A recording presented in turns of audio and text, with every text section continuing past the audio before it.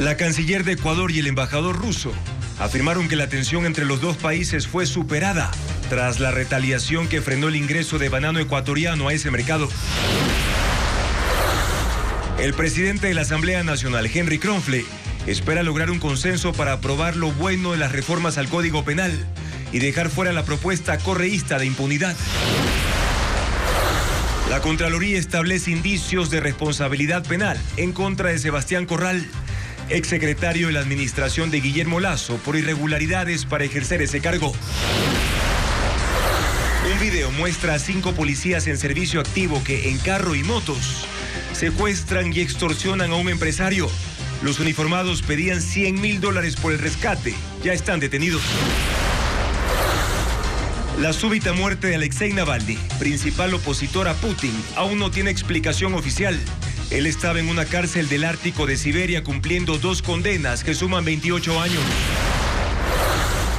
Televistazo revela los alimentos no convencionales que esconde el Chocó andino, que son poco conocidos y están en peligro de extinción, como el yerén o las papas aéreas. Viernes 16 de febrero de 2024. Amigos, bienvenidos a Televistazo Estelar. Comenzamos ya con el desarrollo de la información. El presidente de la Asamblea Nacional no pone fecha aún para reanudar el debate de las reformas al Código Integral Penal, pero confía en que se encontrará el consenso para aprobar lo positivo de la propuesta.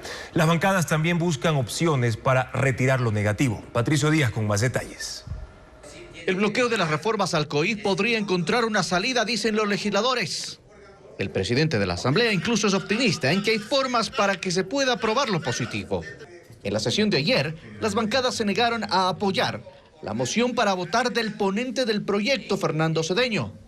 Pues aunque dividía los artículos en 2 bloques, en ambos se mantenían los temas cuestionados como la revisión de sentencias. El presidente Kronfle dice que hay otras opciones. Una de ellas es presentar una tercera moción, si la del ponente no recibe los votos.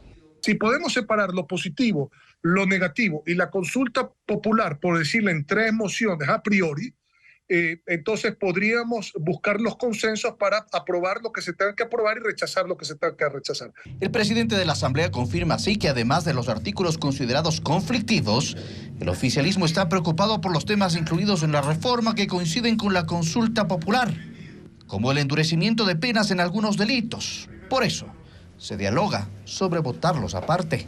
Ahí entiendo que el bloque del gobierno se estaría absteniendo. Kronfle menciona también la posibilidad de que el texto regrese a la comisión y que allí se eliminen los artículos conflictivos. Pero esa mesa es de mayoría correísta, lo que torna difícil que aquello ocurra, porque ellos defienden esos cambios. Quien construye, que incluso propuso el archivo de las reformas por considerar que estaban contaminadas con intentos de impunidad, hoy están dispuestos a salvar lo positivo de la reforma. Aquí hay que hacer un trabajo bien minucioso, porque la técnica que utilizaron para incluir lo malo es también muy profesional, si cabe el término, que fue precisamente incluir en los textos elementos pequeños para identificar, para poder promover esta agenda de impunidad. La reanudación de la sesión, según la norma, debería darse en un periodo de 1 mes, pero el presidente de la Asamblea cree que será antes. Vamos a trabajar en el fin de semana, vamos a trabajar con las diferentes bancadas, vamos a darle forma a esto y ojalá podamos llegar a un consenso para la próxima semana. El correísmo por ahora se queda solo en su intención de incluir cambios como la revisión de sentencias, mientras el resto de la Asamblea busca cómo asegurarse de que eso no lo sorprenda dentro de lo que vayan a aprobar. El director de Política Nacional de Control de Drogas de los Estados Unidos llegó al Banana Puerto en Guayaquil para conocer los controles a los contenedores y otros procedimientos de seguridad. Luis Alfredo Zúñiga con más detalles.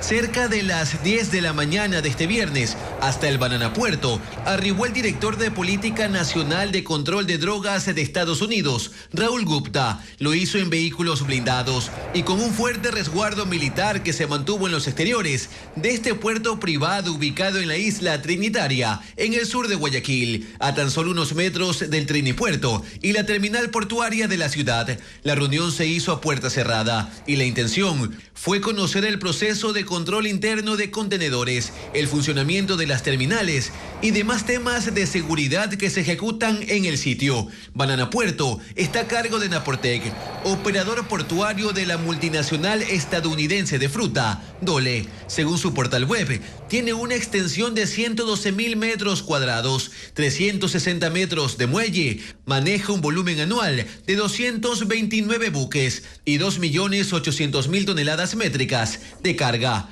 principalmente banano. Precisamente según la policía de Ecuador, los cargamentos con esta fruta son los más contaminados por las mafias del narcotráfico, ya que su principal destino es Europa. De ahí que el dispositivo de seguridad que manejan en el Banana Puerto es visible, vigilancia privada en los exteriores y miembros de las Fuerzas Armadas que recorren el área. La policía chequea los tráilers en el ingreso y un dron sobrevuela la zona, pero estas medidas no han evitado que en ocasiones cargamentos sean contaminados con cocaína. Por tal motivo, las autoridades han reiterado que se necesita mayor control y tecnología de punta. Esta visita se da un día después de que el presidente Daniel Noboa ratificó los acuerdos militares con Estados Unidos para trabajar en conjunto contra el crimen organizado. Y el presidente Noboa se reunió en Guayaquil con varios de sus ministros para finalmente aprobar el Plan Nacional de Desarrollo, como lo informa William Young. Desde las 9 de la mañana, los ministros y sus equipos llegaron de a poco a la gobernación del Guayas para la reunión con el presidente Daniel Noboa previo al Consejo Nacional de Planificación, que también lo integran delegados de los municipios y prefecturas. Luego de 2 horas, la ministra de Planificación, Saria Moya, confirmó que se aprobó el Plan de Desarrollo para el 2024-2025, que está enfocado en 4 ejes: social, energía y medio ambiente, institucional y desarrollo económico. Nosotros trabajamos en talleres con los gobiernos autónomos descentralizados para poder delinear y que el plan incluya las necesidades que los gobiernos autónomos descentralizados tienen. Esto entra en vigencia el día de hoy. Hemos trabajado con el Ministerio de Finanzas. Ellos enviarán a la Asamblea la proforma y la Asamblea tendrá que debatir la proforma presupuestaria. Y que el próximo paso será enviar el Plan Anual de Inversiones a la Asamblea Nacional. En las reuniones con el jefe de Estado en Guayaquil, también hablaron de la difícil situación financiera del régimen. Nosotros asumimos la conducción del Estado con menos de 100 millones de dólares en la caja fiscal. Pagamos los sueldos del mes de noviembre, pagamos el mes de diciembre, pagamos el 13º del mes de diciembre y nos toca pagar en pocas semanas también la 14ª remuneración. No hemos hecho un solo préstamo internacional hasta la fecha. Luego, el mandatario recibió a una delegación de la Casa Blanca para tratar temas de seguridad y control antinarcóticos y al embajador de Estados Unidos en nuestro país. Pasado el mediodía, el presidente Noboa salió de la gobernación del Guayas sin dar declaraciones y blindado por su equipo de seguridad. Desde hoy, el banano ecuatoriano podrá exportarse nuevamente a Rusia tras el levantamiento de las restricciones que pesaban sobre 5 empresas nacionales. El anuncio lo hizo el Ministerio de Relaciones Exteriores este viernes. Adriana Bermeo con el informe. Rusia retomó relaciones comerciales con Ecuador. La mañana de este viernes, la Cancillería informó que Rusia levantó las represalias que pesaban sobre 5 empresas exportadoras ecuatorianas y que durante 2 semanas no pudieron enviar banano. Rusia tomó esa decisión después de que el gobierno de Daniel Noboa anunció la entrega de armamento ruso, al que calificó como chatarra, a Estados Unidos. La represalia también se extendió a los claveles. Aquellos que se cultivan en Cotopaxi no se exportan a Rusia desde hace 2 semanas, a pesar de que el Ecuador no ha sido notificado de ninguna suspensión. No hay nada oficial y tampoco se han suspendido las exportaciones de clavel ecuatoriano. Estamos tratando de identificar cuál es el inconveniente. Preliminarmente hemos visto que es un tema comercial, que es un tema de que los importadores no están haciendo los pedidos. Estamos indagando de cuáles son las razones. Autoridades fitosanitarias rusas y ecuatorianas mantendrán una reunión virtual este lunes para asegurar el envío de los claveles, aunque el banano se exporta desde hoy. La Cancillería también confirmó a Televistazo que se mantiene el viaje de una comisión de alto nivel a Rusia. El objetivo del encuentro en Moscú se desconoce. Hasta ayer era superar lo más pronto posible el impasse. Y la canciller Gabriela Sommerfeld también se pronunció al respecto. Además, una delegación rusa recorrerá plantaciones y dependencias públicas la próxima semana para evitar nuevas sanciones fitosanitarias. El canje de equipos militares será tratado aparte, como informa Luisa María Heredia. Luego de recibir en la gobernación del Guayas al jefe antinarcóticos de la Casa Blanca, Raúl Gupta, el presidente Daniel Noboa y la canciller Gabriela Sommerfeld se reunieron con el embajador de Estados Unidos en Ecuador, Michael Fitzpatrick. La cita duró alrededor de media hora. Inmediatamente después inició en la misma dependencia otro encuentro del mandatario y la ministra con el embajador de Rusia en el país, Vladimir Sprinchen. Dialogaron cerca de una hora. El tema central de ambas reuniones fue la decisión de intercambiar equipos militares soviéticos a los que Noboa llamó chatarra con Estados Unidos, que públicamente ha dicho que se los entregará a Ucrania. Esto ha sido motivo de una tensión diplomática que lleva ya 2 semanas. Pero a su salida de la dependencia, Sommerfeld aseguró que la tensión está superada y pidió manejar cada tema, es decir, las sanciones que impuso Rusia a 5 exportadoras de banano que este viernes fueron levantadas y el traspaso de armas por separado. Las relaciones internacionales se tienen que manejar de forma muy delicada y cada tema por separado. No podemos nosotros mezclar temas porque hacemos daño al país.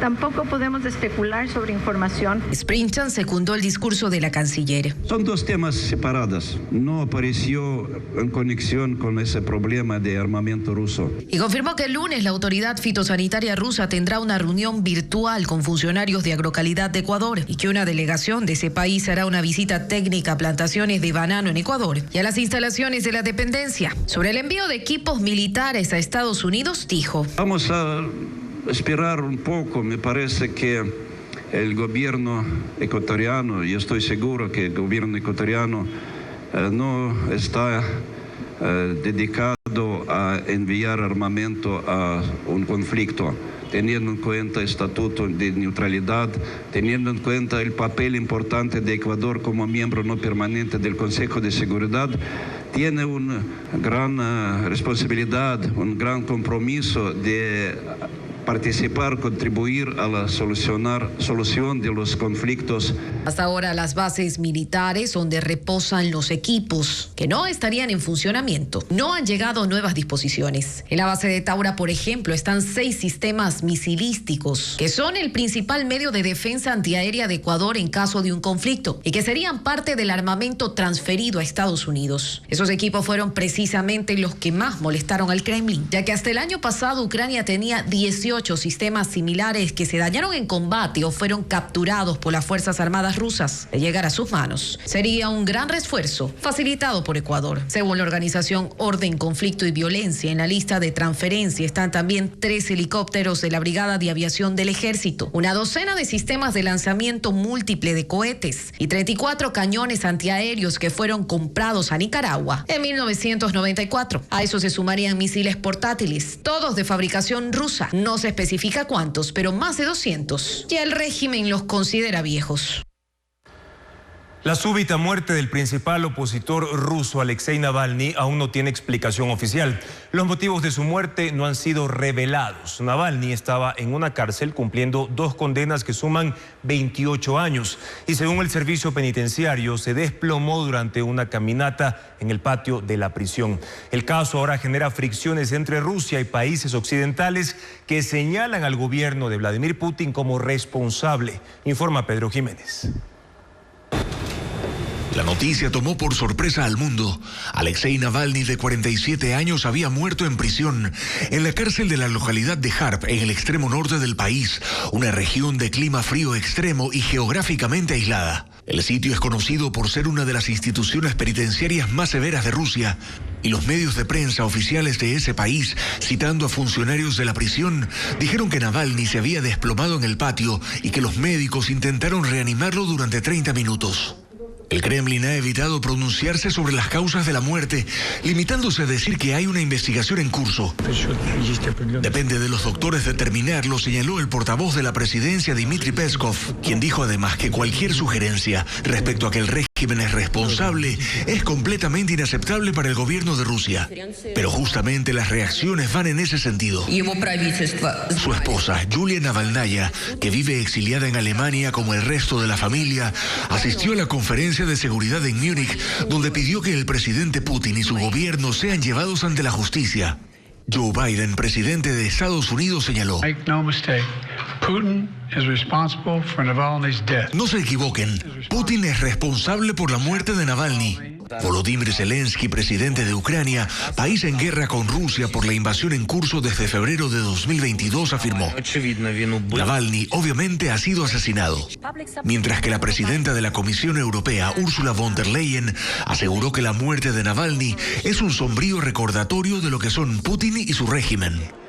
Otras reacciones se han trasladado a las calles y frente a embajadas rusas en capitales de países europeos, como París, Berlín o Londres. Y también en Sudamérica, como la protesta de esta tarde en Buenos Aires. Pero además hubo manifestaciones en Rusia, una vigilia en San Petersburgo y otra en Moscú. Esta última derivó en una protesta cuando mujeres y hombres que estaban frente a un memorial por Navalny fueron arrestados. Alexei Navalny era el más severo crítico del régimen ruso y enemigo de Vladimir Putin. En más de una ocasión denunció haber sido perseguido y atacado. Fue detenido varias veces y sobrevivió a un intento de envenenamiento. La lucha de Navalny contra la corrupción y los abusos a los derechos humanos fue reconocida incluso con el premio Sájarov, la libertad de conciencia que entrega el Parlamento Europeo. Alexei Navalny, abogado, fue durante más de 10 años la cara visible de la oposición al régimen ruso.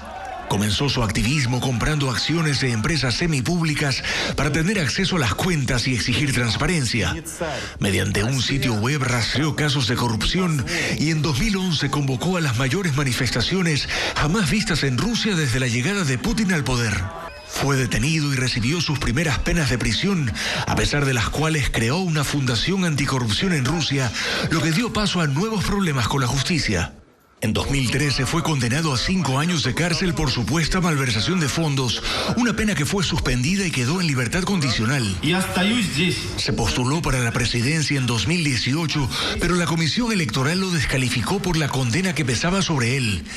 Y en 2020 estuvo al borde de la muerte cuando en un vuelo interno cayó súbitamente en coma. El régimen ruso permitió que Navalny fuera enviado a un hospital en Alemania, donde los médicos concluyeron que había sido envenenado con un producto neurotóxico. Una vez recuperado, volvió a Rusia el 17 de enero de 2021. Ese mismo día fue arrestado al aterrizar en Moscú. Entró a prisión y fue condenado a 2 años por presunto fraude. Miles de simpatizantes salieron en una nueva protesta que dejó 10.000 detenidos. En 2021 fue galardonado con el premio Sájarov a la objeción de conciencia que entrega el Parlamento Europeo, pero al estar preso fue su hija Daria quien recibió el premio. Estuvo nominado al Nobel de la Paz en 2023, año en el que también un largometraje documental sobre Navalny como preso político ganó un Oscar. Las 2 condenas más recientes contra Navalny son las de marzo de 2022 y agosto de 2023, que suman 28 años de cárcel por las que, según el gobierno ruso, eran actividades extremistas de su organización. Las sentencias las cumplía en una prisión de máxima seguridad a 6.000 kilómetros de Moscú, muy cerca del Círculo Polar Ártico. El bloque de seguridad intervino en la cárcel del Inca en Quito, también las prisiones de Pastaza, Carchi y Cotopaxi. Fabiola Santana tiene más detalles de lo que encontraron los uniformados.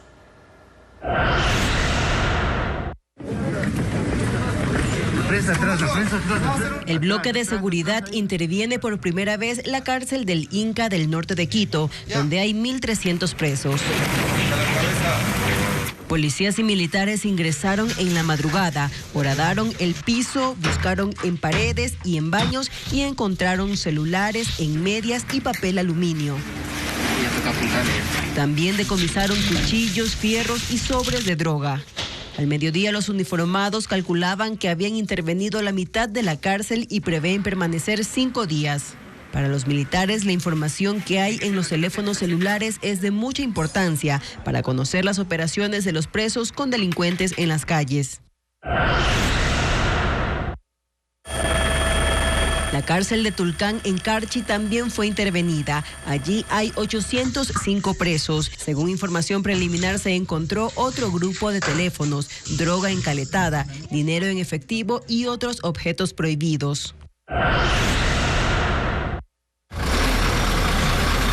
Los operativos se extendieron a la Amazonía. El bloque de seguridad llegó hasta una cárcel pequeña de 50 presos. Registraron el centro de privación de libertad provisional Putuimi de la parroquia Tarqui en el Puyo Pastaza.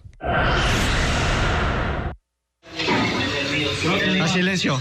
La noche de este jueves, militares y policías encontraron 8 celulares encaletados en la pared de una cocina donde estaban 2 privados de libertad. El operativo se extenderá a otras cárceles que no han sido intervenidas desde el inicio del estado de excepción. El objetivo del gobierno es recuperar el control en los 37 centros de detención. Y las Fuerzas Armadas también ingresaron para intervenir por primera vez a la cárcel de mujeres de Guayaquil en busca de escondites construidos por las presas para ocultar objetos prohibidos. Bessie Granja explica cómo se desarrolló el operativo. Para el operativo militar en la cárcel de mujeres de Guayaquil se escogió un pelotón femenino. Así, 100 uniformadas de las 3 ramas de las Fuerzas Armadas ingresaron a este centro de rehabilitación que por primera vez, dentro de este estado de excepción, fue intervenido. Cadenas, aretes, nada. Allí las autoridades buscaron dentro de los pabellones distintos escondites creados por las presas para guardar objetos prohibidos. Para ello recorrieron cada celda, revisaron los colchones, inclusive las máquinas de coser que están dentro del taller de costura. En este centro de privación de libertad cumplen sentencia 599 mujeres.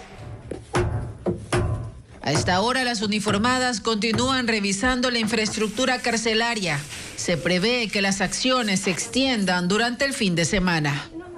Por primera vez en el país se ejecuta el plan de salud mental para los policías que trabajan en las zonas más peligrosas del país. El proyecto empezó en Guayaquil, como informa Merlín Ochoa. Y cuídense mucho, que su familia les espera en casa. El plan denominado Mi Policía Mente Positiva arrancó con 553 uniformados que el año pasado atendieron 556 muertes violentas. Eran casos de degollados o desmembrados. Además, auxiliaron a 2.600 víctimas de violencia intrafamiliar que llamaron al 911. Pero vamos a nombrar. Es la primera vez que un proyecto de salud mental se realiza dentro de esta institución. Comenzó en octubre pasado. Los agentes ya fueron evaluados y las psicólogas clínicas tienen un diagnóstico inicial. Esos 160 servidores policiales hemos encontrado diversas patologías, como por ejemplo estrés laboral, que no puede faltar, hemos encontrado trastorno de estrés postraumático, hemos encontrado acentuación de rasgos de personalidad, trastornos de ansiedad, problemas de insomnio no orgánico. 160 agentes comenzarán los tratamientos psicoterapéuticos, pero desde este viernes todos, es decir, los 553 uniformados, participan en talleres grupales. Se ha identificado cuáles son los factores de riesgo que cada uno de ellos tiene y necesitamos terapias de relajación, de liberación emocional para tener a un policía en óptimas condiciones para que desarrolle su trabajo ahí. En esta primera fase, el plan se ejecuta en Nueva Prosperina, noroeste de Guayaquil, pues hasta enero era el distrito más peligroso del país. Y ese es el poder de policía que tenemos. El jefe de la zona dice que los policías, desde que participan en el proyecto, salen a trabajar motivados. El proyecto se extenderá a 17 distritos priorizados dentro del país por su alto nivel de peligrosidad. El expresidente del Consejo de la Judicatura, Wilman Terán, y el ex vocal Javier Muñoz aparecen juntos desde la cárcel en un intento de conseguir la libertad. Fabiola Santana informa que se conectaron vía telemática a una audiencia. Si se encuentra en La mayoría de 2 contra 3 en el Consejo de la Judicatura se replicó hoy, pero en la cárcel 4 de Quito. Wilman Terán y Javier Muñoz aparecieron nuevamente juntos en Zoom, ya no para aprobar la destitución de unos jueces y la prórroga de otros, sino para intentar salir de la cárcel. Se conectaron a la audiencia en la que pensaban argumentar que su prisión preventiva por obstrucción a la justicia es ilegal, pero no se instaló por problemas para conformar el tribunal. Horas antes, Muñoz fue noticia justamente por seguir los pasos de Terán. Este 15 de febrero presentó su renuncia irrevocable a su vocalía en la Judicatura. La diferencia es que Terán lo hizo a la semana de ser detenido en el caso Metástasis y Muñoz mes y medio después de su captura y tras fallidos pedidos para conectarse a las sesiones del Pleno desde la cárcel. Mientras el expresidente y el exvocal de la Judicatura siguen compartiendo el mismo objetivo en la cárcel, el Consejo de la Judicatura anunció que convocará a la suplente de Muñoz, Solanda Goyes, para que asuma su puesto en las sesiones. Así se cierra la antigua y cuestionada mayoría de 2 vocales en la Judicatura. Las actas en el momento cada uno se entiende. Al reglamento, Una intensa nevada causó estragos en Moscú. Fue necesaria la intervención de 14.000 máquinas quitanieves en las calles por la acumulación de la nieve. El tráfico colapsó y fue necesario suspender actividades. Las fuertes nevadas en Moscú causaron atascos en el tráfico en toda la ciudad. Se vieron largas colas de vehículos detenidos en las principales vías y los peatones también luchaban para caminar sobre las aceras, cubiertas hasta con 2 metros de nieve. Debido a eso, las autoridades dispusieron la limpieza de las calles, movilizando 14.500 máquinas quitanieves y a 165.000 empleados. La tarde de este jueves, las temperaturas bajaron hasta los 7 grados y continuó cayendo nieve, lo que redujo la visibilidad para los conductores. Esto complicó las actividades, por lo que varias oficinas se cerraron temprano. Los pronósticos advierten que la nevada continuará este viernes. Donald Trump y sus compañías deberán pagar $355 millones en el juicio por fraude empresarial que le sigue la Corte Estatal de Nueva York. Trump había sido declarado culpable y solo faltaba determinar el monto de la multa por alterar registros contables durante una década para eludir impuestos, obtener préstamos a tasas preferenciales y deducciones en pólizas de seguros. La sentencia alcanza a los hijos Eric y Donald Trump Jr., que deberán pagar $4 millones cada uno. Además, Trump queda imposibilitado de tener actividades comerciales en Nueva York durante 3 años. Los abogados del expresidente apelarán el fallo. Este es un juicio civil distinto a las 4 causas penales que hay contra el expresidente. OpenAI, la empresa pionera en inteligencia artificial, lanzó su nueva herramienta para crear animaciones y videos de alta definición a partir de textos. El programa se llama Sora y competirá con el programa lanzado por Google a principios de mes. Solo basta con imaginar un video, redactar su descripción y dar clic para crearlo. Así funciona la nueva herramienta de inteligencia artificial de la empresa OpenAI. El programa se llama Sora y puede generar videos en diferentes formatos y resoluciones. El límite lo pone la imaginación, pues Sora puede crear paisajes fantásticos incluso con los planos que le detalla el usuario. Su avanzada tecnología también puede cambiar un video original, transformando el entorno, los colores e incluso su duración, pues puede generar digitalmente los segundos previos o posteriores a la grabación en bruto. Es una herramienta de inteligencia artificial completa, capaz de crear una transición perfecta entre 2 videos que no se relacionan y fusionar imágenes como la de un reptil y un ave, dando como resultado una nueva especie. El realismo es su especialidad, pero Sora tiene la habilidad de generar dibujos animados e incluso escenarios de videojuegos, aunque con una duración máxima de 1 minuto. Sus desarrolladores aseguran que Sora tiene ciertas limitaciones para simular a la perfección cambios en el entorno del video, como los efectos de mordidas o un vaso quebrado. Sin embargo, con esta herramienta, OpenAI, empresa líder en el desarrollo de inteligencia artificial y creadora de ChatGPT, se lanza a la competencia de la tecnología en el campo audiovisual. Vivian Hernández, una abogada cercana al correísmo, también es mencionada en los chats que forman parte del expediente del caso Metástasis. La Fiscalía actualmente la investiga por lavado de activos. Sus oficinas ya fueron allanadas hace 2 semanas.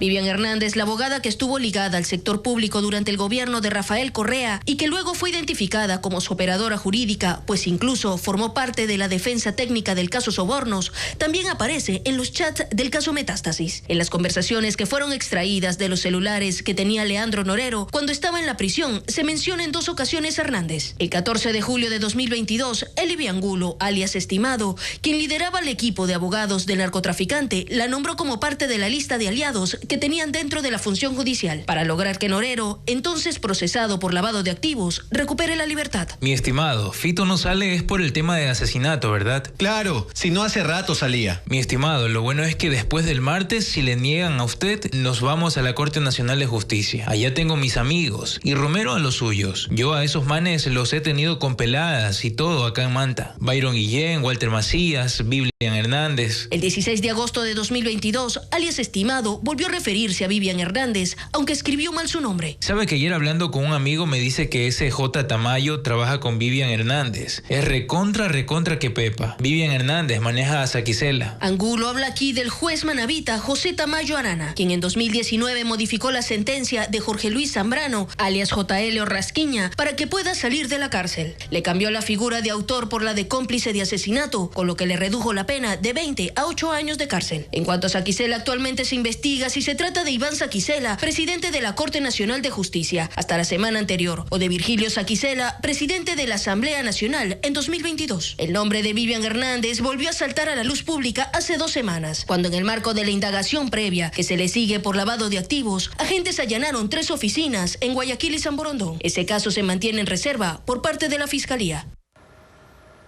Televistazo no ha obtenido una versión oficial respecto de la estructura de 6 celdas especiales encontradas durante la intervención militar en la cárcel de Cotopaxi en enero.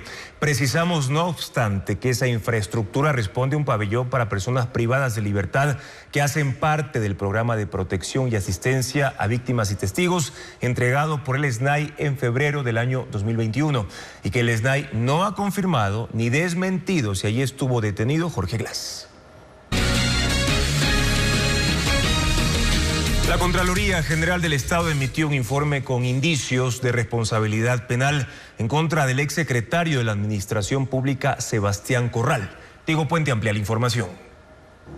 La Contraloría General del Estado determinó indicios de responsabilidad penal en contra de Sebastián Corral. Él fue secretario de la Administración Pública en el gobierno de Guillermo Lasso. Corral estuvo en el cargo desde el 10 de febrero hasta el 31 de agosto del 2023. Lo hizo a pesar de ser accionista de las compañías Centro de Radio y Televisión Cratel y Teleamazonas Guayaquil. En un examen especial al cumplimiento de los requisitos para desempeñar el cargo, la Contraloría determinó que las compañías de las que es accionista mantienen contratos de concesión de frecuencias con el Estado y esta es una de las causas de inhabilidades para ejercer esa secretaría con rango de ministerio.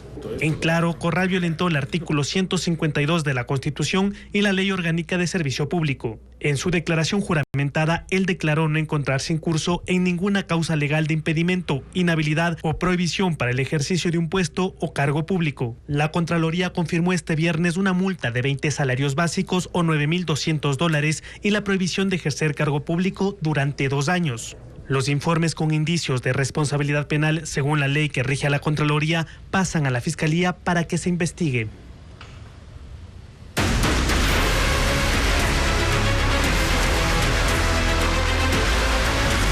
Impunidad. Otro ensayo correísta.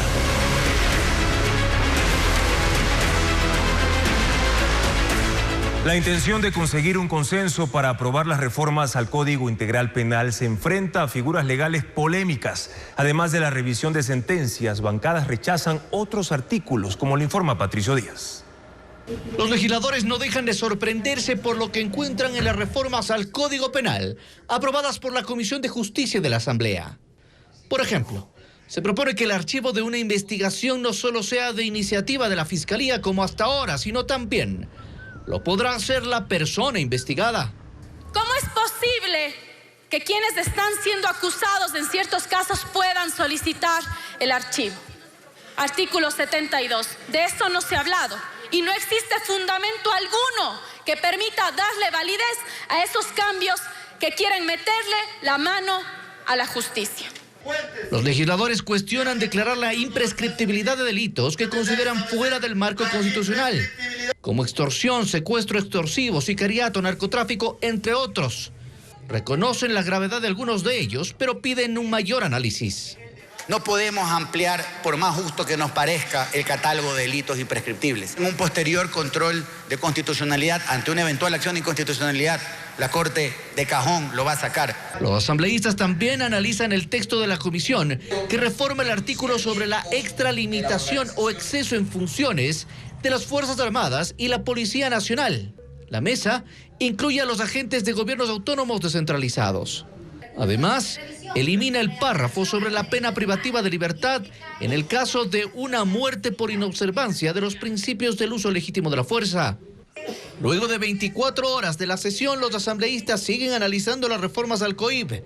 Algunos de los artículos cuestionados se repiten en la disposición general y las transitorias. Por eso dicen que revisarán el texto palabra por palabra. ¿Y cómo funcionan los dos organismos de derechos humanos a los que el correísmo busca apelar para conseguir la nulidad de los procesos contra su máximo líder? Los pronunciamientos del Comité de Derechos Humanos de la ONU y de la Corte Interamericana tienen una valoración distinta para el sistema jurídico nacional. Sin embargo, la Asamblea, los representantes de la Revolución Ciudadana pretenden convertirlos en una cuarta instancia. En la Asamblea Nacional intentaron darle un piso a la impunidad y en las reformas al Código Orgánico Integral Penal buscaban incorporar como causal de revisión a las sentencias ejecutoriadas los informes, recomendaciones y observaciones de los organismos de derechos humanos. Pero organismos de defensa de los derechos humanos hay por montones y en el proyecto de reformas al COIP se hace énfasis en la disposición general única al Comité de Derechos Humanos de la ONU y a la Corte Interamericana de Derechos Humanos. Y más que una contradicción, resulta una ironía que el correísmo apunte hacia un comité que le espetó en la cara en 2016 un informe con 33 recomendaciones donde, entre otras cosas, les decían que criminalizaban la protesta social y el aborto, que respetaban la libertad de expresión, que habían politizado a la justicia. La referencia a la Corte Interamericana de Derechos Humanos no deja de llamar la atención también porque el correísmo denostaba con furia del sistema interamericano, de la comisión, de sus relatorías, de todos los espacios desde donde se señalaron las violaciones que los regímenes socialistas del siglo XXI cometían contra los derechos humanos. Ahora, entre estos dos organismos a los que apunta el correísmo en su proyecto de ley, hay una diferencia, porque los pronunciamientos del Comité de la ONU no son vinculantes. Por eso, cuando fueron poder, nunca dejaron de politizar la justicia, ni de criminalizar la protesta social, ni levantaron la ley Mordaza. Sin embargo, se entiende que los estados están obligados a seguir sus recomendaciones para reparar abusos cometidos. En cambio, las sentencias de la Corte Interamericana de Derechos Humanos son vinculantes, de obligatorio e inmediato cumplimiento por parte de los estados suscriptores de la Convención Americana. Lo interesante de todo esto, y quizás hasta sospechoso, es que quienes vociferaban contra la autoridad del Sistema Interamericano de Derechos Humanos hoy pretendan convertirlo en una cuarta instancia judicial con capacidad de anular las decisiones internas. La Fiscalía procesará a 2 personas más en el caso Encuentro. Se trata de 2 mujeres que obtuvieron contratos en CENEL y según la Fiscalía son operadoras de Leonardo Cortázar. El juez ya fijó fecha para la audiencia, como lo reporta Jacqueline Rodas. La Fiscalía suma 2 personas al caso Encuentro, en el que ya procesa por delincuencia organizada a 8 implicados. Entre ellos, Hernán Luque, actualmente en trámite de extradición desde Argentina, Danilo Carrera, cuñado del expresidente Guillermo Lasso, y Leonardo Cortázar, prófugo en Panamá. Ahora formulará cargos en contra de Karen Cornejo Ortega y Erika Farías Marín, quienes obtuvieron contratos millonarios con la Corporación Nacional de Electricidad, CENEL, y Fernando Villarreal Villavicencio las identificó como operadoras de Cortázar en el sector eléctrico. Villavicencio, ex candidato presidencial asesinado en agosto y expresidente de la Comisión de Fiscalización de la Asamblea, las incluyó en el informe legislativo de los casos de Encuentro y León de Troya, ahora unificados en un solo expediente penal. El documento señala que Cortázar tenía una estructura de contratistas para simular licitaciones regulares, pero todos los participantes pertenecían a la red que finalmente lo beneficiaba. Karen Cornejo y Erika Farías eran gerentes o accionistas de empresas como Contraselec y Eléctrica Odet S.A., que recibieron contratos. Cornejo, además, ya era investigada por la Fiscalía en otro caso por el delito de falsificación y uso de documento falso. El juez anticorrupción y crimen organizado Renan Andrade fijó la audiencia para el próximo lunes, cuando se discutirá si les dictan prisión preventiva u otra medida cautelar. Con esta vinculación, la instrucción fiscal que debía terminarse este mes se extenderá hasta el 23 de marzo. 5 policías en servicio activo fueron detenidos en 3 provincias bajo la acusación de secuestro y extorsión a un empresario. En los allanamientos se encontraron 7 granadas, 500 municiones y un fusil. Merlín Ochoa con más información. En este video de seguridad quedó grabado el momento en el que un conductor se parquea y es rodeado por 2 motos con 3 hombres vestidos como policías a bordo. También un carro blanco se estaciona atrás, del que salen 2 hombres más. Todos revisan el vehículo, sacan cajas y trasladan al conductor al auto blanco, que luego abandona el lugar con los motorizados. El video dura 2 minutos y medio y sucedió el 23 de agosto del 2023 a las 4 de la tarde en la Avenida de las Américas, frente al aeropuerto en el norte de Guayaquil. Las unidades nacionales de contrainteligencia y antisecuestro identificaron a los que salen en la grabación. 5 policías en servicio activo. Todos fueron detenidos en un operativo en 4 cantones: Guayaquil y Durán en Guayas, Cuenca en Azuay y Quevedo en Los Ríos. En los allanamientos, los uniformados decomisaron un fusil, pistolas y más de 500 municiones que son analizadas para determinar si se trata de dotación policial. Además, 7 granadas, entre otras evidencias. La víctima trabaja en la Agencia de Tránsito Municipal. En su denuncia indica que le pedían $100,000 por el rescate, pero que luego de unas horas los sospechosos le robaron $3,300 y lo dejaron abandonado fuera de la ciudad. Los 5 policías detenidos, un subteniente y 4 cabos, fueron procesados por secuestro y extorsión. Luego de la audiencia de formulación de cargos, 1 fue trasladado a la cárcel, 3 quedaron con arresto domiciliario y el último con presentación periódica ante la justicia. En redes sociales, la institución reafirmó su lucha contra la corrupción y que a la par se iniciaron acciones internas. Patricio Espinosa es el nuevo rector de la Universidad Central del Ecuador. Diego Puente tiene la semblanza del médico de 71 años que estará a cargo de uno de los centros de educación superior más grandes del país.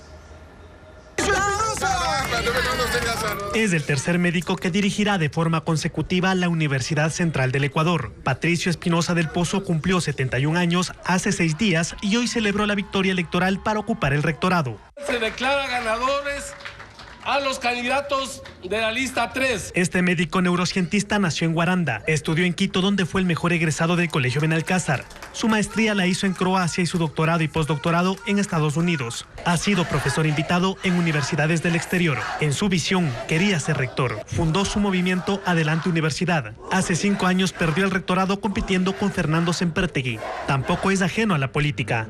Participó en 2023 en las elecciones del Consejo de Participación Ciudadana y Control Social en representación de grupos médicos. No tuvo el favor popular. Sus amigos dicen que es una persona divertida y jovial. Se ganó entre los estudiantes el mote de Papá Noel por su parecido físico y por su sonrisa. Sus simpatizantes indican que es serio y directo, al punto que le dicen con cariño vikingo. Al rectorado llega con un proyecto: posicionar a la Universidad Central con cerca de 50,000 estudiantes entre las mejores de la región. El momento que vive el país requiere de una universidad a la altura. Sus opositores dicen que con él vuelve al poder universitario el Movimiento Popular Democrático. Lo señalan porque se alió con una agrupación que simpatizan con Unidad Popular, de la cual aún se recuerdan actos violentos que cometieron durante su reinado y tras haber perdido el rectorado hace 15 años. Patricio Espinosa reivindica tener experiencia en el sector público. Lo dice porque fue asesor de Alfredo Palacio en 2002 y subsecretario de Salud en 1994.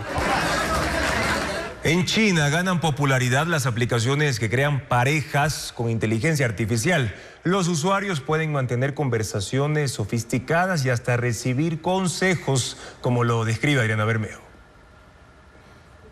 Amor virtual, pareja real. Esta premisa gana popularidad en China, donde el 9.1% de los jóvenes considera que las parejas o amigos que se crean con inteligencia artificial pueden ser un apoyo emocional cuando se sienten solos. Es lo que dice un sondeo de la red social asiática SoulApp. Estas parejas se forman gracias a aplicaciones que se descargan en teléfonos y computadores. En ellas, los usuarios pueden diseñar a su gusto una pareja. El avatar tiene las características físicas, pero también se le atribuyen otras cualidades como inteligencia, gustos y emociones. Es decir, un perfil que cumpla con las expectativas, cualesquiera que sean, del internauta. La virtualidad aguanta todo. Réplica, OneTalk, Intimate y Forever Voices son las plataformas más populares en China para crear novios con inteligencia artificial. Permiten tener conversaciones, incluso sofisticadas, siempre en chats. También dan consejos. Estas aplicaciones se descargan de forma gratuita. Sin embargo, tienen funciones que cuestan. Por ejemplo, Forever Voices permite enviar mensajes de voz y establecer relaciones con dobles virtuales de celebridades e influencers. Y son polígamas, si el usuario así lo decide. Por estos servicios se paga, en promedio, $1 por cada minuto de conversación. Y los ecuatorianos también usan la inteligencia artificial para buscar una amistad. Pi es el contacto con el que se puede chatear como una innovadora opción para enfrentar la soledad.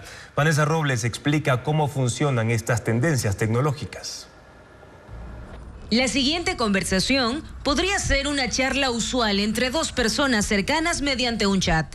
¿Cómo está tu día? Estoy bien. ¿Y tú? Muy bien, gracias. ¿Y tú qué has estado haciendo hoy? Estoy trabajando. ¿Y tú? Estoy respondiendo preguntas y ayudando a personas como tú. Me gusta mucho hablar con gente como tú. ¿De dónde eres? Estoy triste. Terminé con mi novio. Oh, no. Lo siento mucho. Una ruptura es siempre muy dolorosa. Pero se trata de un diálogo con un contacto creado con inteligencia artificial que se habilita únicamente agregándolo a WhatsApp. Y su única finalidad es conversar con quien le escriba. Los usuarios acceden a esta herramienta tecnológica ya que aplaca la soledad en algunos casos y en otros lo hacen por curiosidad para compartir ciertas actividades diarias e incluso sus sentimientos. Las respuestas del chatbot son relajadas y de apoyo emocional e incluso le dan al usuario consejos prácticos contra la ansiedad. Por el momento, no es posible enviar audios o imágenes mediante esta interacción virtual. Actualmente compite con ChatGPT y Google Bard. También se puede acceder por medio de una página web y chatear con él en cualquier idioma. Ya son 5 millones de usuarios quienes han usado Pi en el mundo. 6 pacientes del Hospital del Niño Francisco de Icaza Bustamante tocaron la campana de la esperanza en un evento que conmemoró el Día Internacional de la Lucha contra el Cáncer. Este año el Ministerio de Salud Pública promueve una campaña de detección temprana de esa enfermedad, como nos cuenta María Belén Goncalves. Este es el sonido de la campana de la esperanza. Un sonido que todos los padres de los niños diagnosticados con cáncer anhelan escuchar, porque significa que sus pequeños superaron con éxito esta terrible enfermedad. Esa alegría la vivió ayer Elaine Moreno. Su hija fue diagnosticada con leucemia cuando tenía solo 2 años y ahora tiene 12 y ya está en remisión. Feliz, emociones, muchas emociones, felicidad, alegría. Verla a ella ya terminar este ciclo. Fueron 6 niños los que tocaron la campana ayer en el Hospital Dr. Francisco de Icaza Bustamante durante un evento en el que se conmemoró el Día Internacional de la Lucha contra el Cáncer Infantil. Lo que yo sí les digo es que tengan fe, que tengan mucha fe. En Ecuador, el 50% de los niños con cáncer sobreviven a esa enfermedad, según la doctora Doris Calle, jefa del área de oncología. Justamente eso es el objetivo. 20% de sobrevida es bastante bajo y justamente ese es el objetivo de la OMS-OPS, de subir ese porcentaje a un 60%. ¿Y cómo lo logramos?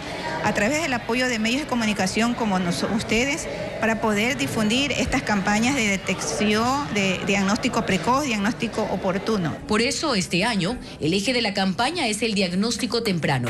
Cuando vemos fiebre prolongada de mucho tiempo, que no tiene una explicación, un dolor de cabeza, un bulto, los ganglios que aumentan de tamaño, dolor óseo, o vemos unos moretones, tenemos, como dice la campaña, actúa ahora. No pensar en que puede ser algo que es banal. El linfoma de Hodgkin y la leucemia son los tipos de cáncer que más se registran entre los niños ecuatorianos. El régimen Costa termina su periodo lectivo y los cursos vacacionales ya están listos para recibir a niños y adolescentes con propuestas artísticas y deportivas. Danza, teatro, pintura y fútbol son algunas de las disciplinas preferidas, como reporta Vanessa Robles.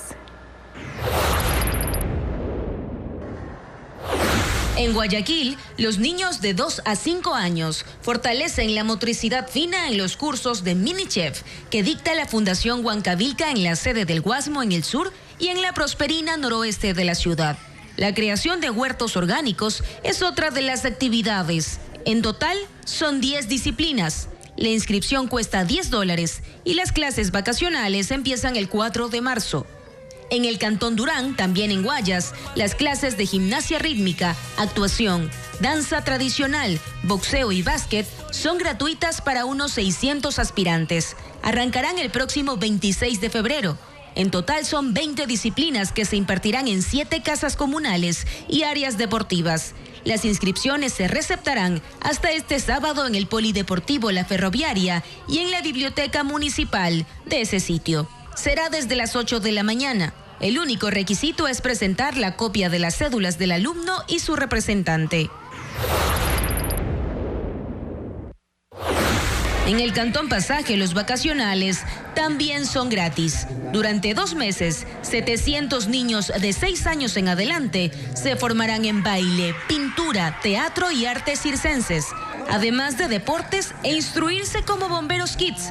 Las clases serán dictadas por personal certificado del Departamento de Desarrollo Cultural y las actividades serán en horarios matutino y vespertino.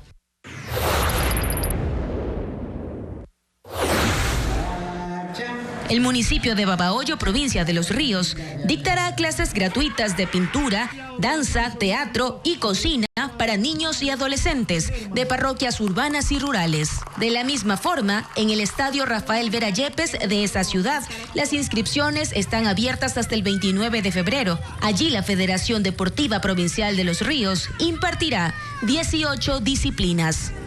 Hoy en Ecuaterra hablaremos sobre las especies de plantas comestibles y medicinales que crecen en la reserva del Chocó Andino. Son vegetales en peligro de extinción, por eso una fundación busca reforestar esos bosques biodiversos. Carla Delgado recorrió esa zona y nos tiene las imágenes.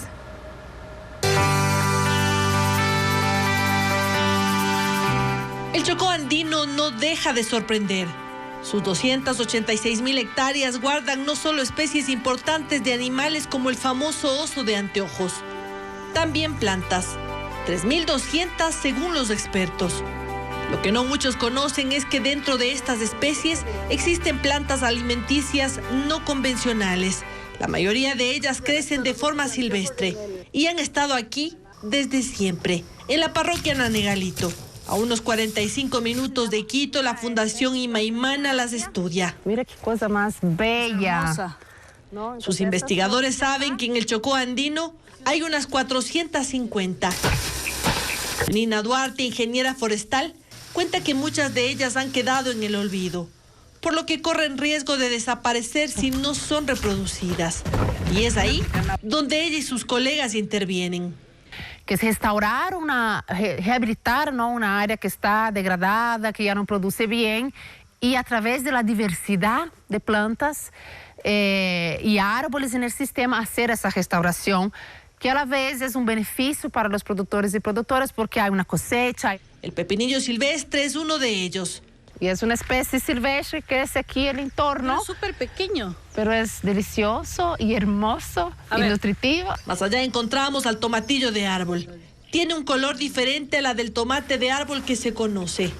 Plantas que poseen propiedades extraordinarias, que incluso en algunos casos llevan ventaja a las plantas comestibles tradicionales como este bledo. Una planta que en esta zona está por todas partes. Es una espinaca que usted puede comer como una selga, como una espinaca, tal cual. Por ello, los bosques del Chocó son para los científicos bastiones de conocimiento. El yerén es una de las plantas más estudiadas, un tubérculo no convencional de 9.000 años de antigüedad, una de las plantas ancestrales que corre el riesgo de perderse. Su sabor es como el de un choclo tierno. Es una planta resistente a las sequías e inundaciones, cuyas propiedades sorprenden. Son antioxidantes, aportan muchos nutrientes, tienen calcio y hierro. Su cultivo no es complejo, es una de las plantas alimenticias que el proyecto intenta resaltar. Además están flores comestibles como la verdolaga o estas papas aéreas que apenas ahora están siendo cultivadas de nuevo por las comunidades. La idea es que las plantas no solo permitan la restauración de los bosques, sino que se incluyan en el sistema de producción y de alimentación de la zona. Por ello, la misión es enseñar a las comunidades a cultivarlas y también a prepararlas. De allí la importancia de reforestar y de atesorar estos bosques biodiversos en donde aún queda mucho por descubrir.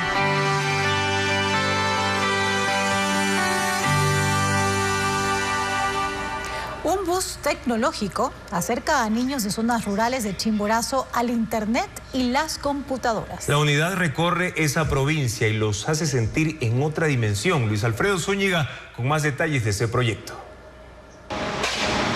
A simple vista parece un autobús cualquiera, pero al abrir sus puertas, niños de comunidades rurales de la provincia de Chimborazo entran en una dimensión desconocida al hallar en su interior lo que para muchos de ellos es su primer contacto con la tecnología.